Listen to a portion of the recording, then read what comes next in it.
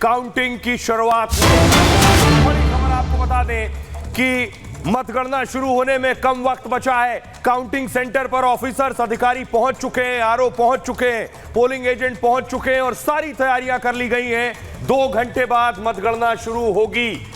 542 लोकसभा सीटों के नतीजे आएंगे। तस्वीरें आप देख रहे हैं, ईवीएम मशीन की तस्वीरें आप देख रहे हैं। इस वक्त अभी जो तस्वीरें सामने आ रही हैं, ईवीएम मशीन स्ट्रांग रूम में और काउंटिंग शुरू होने वाली है। सबसे पहले पोस्टल बैलेट की सुचारुता काउंटिंग शुरू होगी। इसको लेकर भी बहुत पसोपेश था, पक्ष विपक्ष दोनों ही जीत के दावे कर रहे हैं। और इन स्ट्रांग रूम की तस्वीरों को लेकर भी बहुत सारी बयानबाजी हुई। कल इलेक्शन कमीशन ने कहा कि स्ट्रांग रूम की सुरक्षा पुख्ता है, काउंटिंग के समय वीडियोग्राफी होगी, जो लोग सवाल उठाते हैं उनके सवाल बेबुनियाद है, सारी प्रक्रिया पूरी तरह से पारदर्शी है। और इन्हीं स्ट्रांग रूम को लेकर राजनीतिक दलों ने कहा है अपने कार्यकर्ताओं को कि वो यहां पर निगरानी रखें, वो यहां पर सुरक्षा को मुस्तैद रखें और देखें कि किस तरह से किस सेंटर पर ईवीएम की काउंटिंग चल रही है, सब पर नजर बनाए रखें। बाकायदा संदेश जारी किया गया था।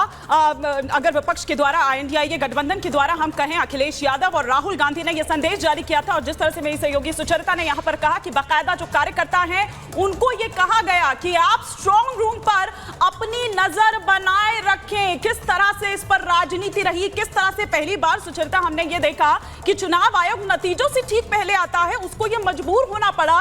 जिस तरह के आरोप उस पर लग रहे थे और वो सामने आके उन पर सफाई दी या उन आरोपों का जवाब दिया।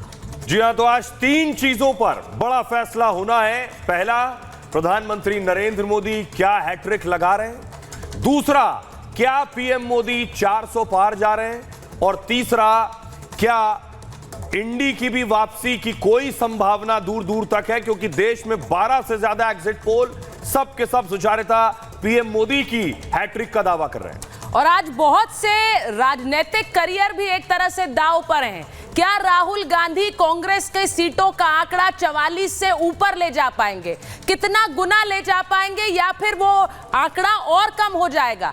क्या अखिलेश यादव का दांव कांग्रेस के साथ यूपी में आने पर चल पाया है। क्या ममता बनर्जी पश्चिम बंगाल में अपना किला बनाए रखने में सफल होती हैं। बहुत सारे सवाल हैं जिनके जवाब थोड़ी देर में मिलेंगे।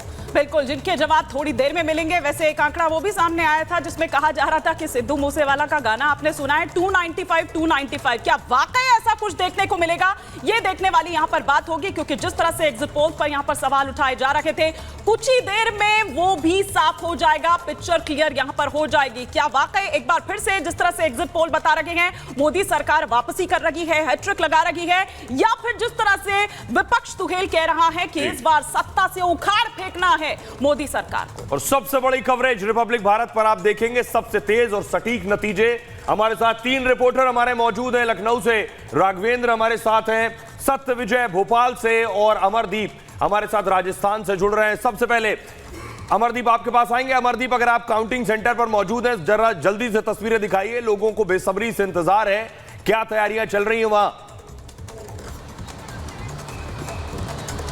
देखिए सोहेल, मैं बता दूं कि मैं इस वक्त Rajasthan commerce college, Rajasthan college में जहां पे मतगणना होगी वहां पे मौजूद हूं। अभी वहां से ठीक पहले की व्यवस्था चाक चौबंद जो है मैं दिखाना चाहता हूं। यहां पे पुलिसकर्मी किसी को भी अंदर अलाउ नहीं कर रहे हैं, महज अभी उस प्रत्याशी को अलाउ कर रहे हैं जिसने लोकसभा का चुनाव लड़ा है। मंजू शर्मा बीजेपी की प्रत्याशी थी जयपुर शहर से, उनको अलाउ किया गया है, उनकी एक गाड़ी अलाउ की गई है, वो अंदर गई हैं अभी। और उसके बाद में मीडिया को अलाउ किया जाएगा, क्योंकि सबसे पहले बैलेट की गिनती होगी। यहाँ ठीक पहले आप पुलिसकर्मियों की यहाँ पे मुस्तैदी आप देख रहे हैं, तमाम प्रशासनिक जो पर्यवेक्षक लगे हुए थे चुनाव के वो यहाँ पे हैं। इसके अलावा मंजू शर्मा की गाड़ी आपको यहाँ दिखाई दे रही होगी। अनिल चोपड़ा जो कि जयपुर ग्रामीण से कांग्रेस के उम्मीदवार थे, उनकी गाड़ी है। लेकिन यहाँ से ठीक आगे जाएंगे आपको तो यहाँ पे जो अलग अलग यहाँ पे जो कार्यकर्ता हैं बीजेपी के जो अंदर बैठेंगे, तो वो कांग्रेस के कार्यकर्ता, बीजेपी के कार्यकर्ता, वो तमाम अंदर यहाँ पे आ रहे हैं। और ये तैयारियां हैं उससे ठीक पहले की जो हम आपको दिखा रहे हैं, क्योंकि यहाँ से अब जब बैलेट पेपर और उसके बाद रुझान आना शुरू होंगे तो सबकी धड़कनें होंगी। हालांकि रिपब्लिक से बातचीत करते हुए बीजेपी के प्रत्याशी मंजू शर्मा ने कहा कि वो आश्वस्त हैं और लाखों वोटों से वो जीतेंगे, उनका दावा है। क्योंकि प्रधानमंत्री तकरीबन 2 घंटे बाद रुझान रिपब्लिक भारत के स्क्रीन पर दिखने शुरू होंगे और इसीलिए जो टैलीज आप देख रहे हैं हमारे स्क्रीन पर, उसमें एक आपको नजर आ रहा है और वो एक सूरत की सीट का है, क्योंकि आप सोच रहे होंगे कि अभी तो मतगणना शुरू नहीं हुई है, तो ये एक नंबर टैली पर कैसे है। आपको बता दें कि ये सूरत की सीट का एक है जो कि पहले ही बीजेपी के पक्ष में जा चुकी है, इसीलिए आप NDA 1 देख रहे हैं। बड़ी खबर आपको बता देते हैं मानी। बिल्कुल, और बड़ी खबर जो इस वक्त आ रही है वो ये सुरक्षा बेहद कड़ी है। केंद्रीय सुरक्षा बल और पुलिस फोर्स यहां तैनात है।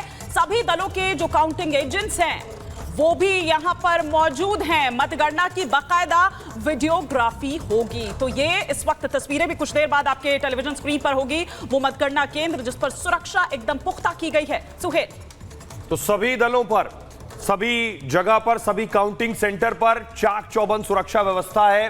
हमारे साथ हमारे रिपोर्टर जुड़ रहे हैं, सत्यविजय भी हमारे साथ मौजूद है। सत्यविजय, मध्य प्रदेश जो है वो बीजेपी के लिए बहुत इंपॉर्टेंट है, बहुत खास है। बहुत से जानकार ये भी कह रहे हैं एग्जिट पोल के बाद कि मध्य प्रदेश भी बीजेपी के लिए दूसरा गुजरात बन रहा है। जरा दिखाइए वहां क्या तैयारियां चल रही इस वक्त। जी बिल्कुल, देखिए मैं इस समय स्ट्रांग रूम यानी कि मतगणना केंद्र जो है वहीं पर हूँ। भोपाल का स्ट्रांग रूम है। यहाँ की आप तस्वीरें देखिए। चूंकि जो काउंटिंग एजेंट हैं उनका आना शुरू हो गया है। 8 बजे से काउंटिंग होगी। यहाँ पर देखिए पुलिस की भारी व्यवस्था भी है और जैसा कि हमने कल भी बताया था, 3 स्तरीय सुरक्षा घेरा बनाया गया। आउटर जो सुरक्षा है वो जिला पुलिस की, उसका एसएएफ, उसका सीआरपीएफ। मध्य प्रदेश चूंकि बीजेपी के लिए काफ़ी महत्वपूर्ण इसलिए भी है क्योंकि 29 सीटें हैं। पिछले बार यहाँ से 28 सीटों पर बीजेपी ने जीत दर्ज की थी। इस बार की बात करें तो 27 सीटों पर कांग्रेस है, क्योंकि इंदौर से जो कांग्रेस के कैंडिडेट हैं उन्होंने अपना नामांकन एंड टाइम पर वापस ले लिया था। खजुराहो वो सीट है जहाँ पर कि इंडिया गठबंधन के तहत कैंडिडेट उतारा गया था, लेकिन उसका नामांकन रद्द हो गया था। इस ऐसे में 29 सीटों में से पिछले बार का जो रिकॉर्ड है बीजेपी के लिए, टारगेट ये है कि क्या वो 29 में 29 जीत पाती है जिसका वो दावा कर रही है, या फिर 1-2 सीटों का उन्हें नुकसान होता है। लेकिन पूरे प्रदेश के लिहाज से बात करें तो 5 जो चेहरे हैं हम तस्वीरें भी दिखाते आ रहे हैं, क्योंकि जो काउंटिंग एजेंट हैं वो लगातार चेकिंग के साथ साथ उनकी चेकिंग हो रही है। उसके बाद उन्हें अंदर स्ट्रांग रूम में जाने दिया जा रहा है। तो काउंटिंग चूंकि 8 बजे से स्टार्ट हो जाएगी। सबसे पहले पोस्टल बैलेट और उसके बाद जो है ईवीएम खुलेगी और किस्मत का फैसला हो जाएगा। ये आज तय हो जाएगा कि क्या पीएम मोदी जो है वो हैट्रिक मार रहे हैं, मोदी हैट्रिक लगने वाली है, या फिर इंडिया गठबंधन कुछ जादू यहाँ पर दिखा पाएगा। तो भोपाल के स्ट्रांग रूम के बाहर की हम तस्वीर। बीजेपी के विधायक हैं गोपाल शर्मा जी, आप आश्वस्त नजर आ रहे हैं, कितना आश्वस्त नजर आ रहे हैं जीत के प्रति? किस तरीके से देखते हैं इस पूरी चीज़ों को? एग्जिट पोल ने तो एनडीए को बहुमत दिया है। देखिए, न तो एनडीए के सामने कोई मुकाबला है, न हमारे जयपुर में कोई मुकाबला है। जयपुर वैसे भी भारतीय जनसंघ और भारतीय जनता पार्टी की सीट है। यहाँ पर कांग्रेस अपवाद स्वरूप जीती है, वो भी कोई बड़ी घटना होने पर, जैसे इंदिरा जी की मृत्यु हुई, हत्या हुई। अन्यथा ये है ही नहीं कांग्रेस की जगह। तो लोग, आपको क्या लगता है कितनी बड़ी जीत रहने वाली है और कितने नंबर्स मिलने वाले हैं बीजेपी को? क्योंकि कांग्रेस ने भी टेंट और तंबू तो लगवा ही लिए हैं। नहीं, टेंट तो तंबू तो इसलिए कि मान लीजिए किसी को कोई तकलीफ हो जाए आराम करने के लिए, या थोड़ा धूप बहुत ज़्यादा है गर्मी में, किसी को कोई परेशानी नहीं हो, तंबू की कोई ज़रूरत नहीं है। सारा देश खुशी अनुभव कर रहा है। अपने अपने घरों में लोग टीवी देख रहे हैं, प्रसन्नता व्यक्त कर रहे हैं। महिलाओं को, बहनों को, माताओं को बीजेपी ने कितना ऑर्डर दिया है मिठाई का? नहीं, ऑर्डर देने की जरूरत ही नहीं है। जितनी दुकानें हैं ये सब खुल जाएंगी अपने आप ही, फ्री में मिठाई बंटने लग जाएगी। अच्छा, हाँ, ऑर्डर देने की